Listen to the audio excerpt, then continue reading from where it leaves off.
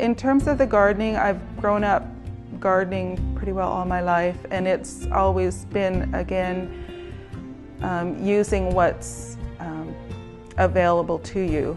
And I guess now they have names for it, like permaculture or whatever. To me, it was just always the way we did it. But using composting, you know, what we're not using, so that we're making good soil all the time, and using natural products where we have to, you know, for fertilizers, or trying to stay away from any kind of chemicals, but using leaf mulch and things like that in the garden.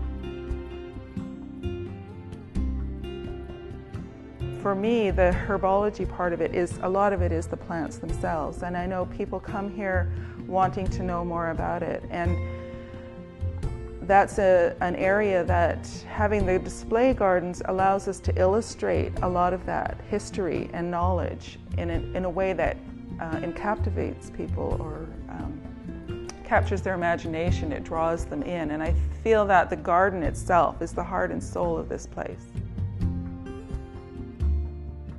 We pick the herbs fresh from our production garden.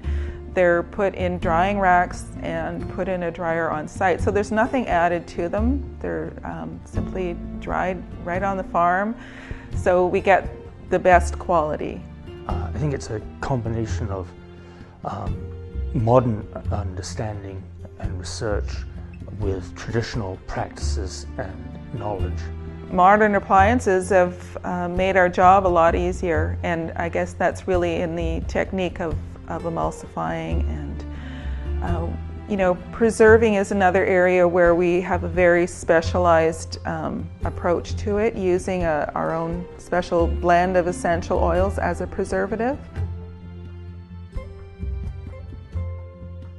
You know, books that we collected out of for interest's sake, plus there was an extensive library that Richard White and Jacinthe Fugard had put together. So we have an awful lot of books about herbology, including in French as it happens, and we have, you know, nowadays of course you have the internet, and that provides a tremendous resource, particularly when you want to look up more modern sources. Everything is done here. It's done in small batches. So on any day when the weather is nice, when we have fresh fruit, we're making jellies, we're gathering herbs and then making infusions to put into jellies, or making different syrups. Soaps are one of the things that we're also well known for here, and we have done soap making lessons in the past. We came because we heard about the nursery, and for any garden enthusiast or herbal enthusiast, it's one of the few places on Vancouver Island where you can find that kind of a selection of herbs. We find that we have people coming back a lot. They find a particular thing that works for them, and they'll come back year after year.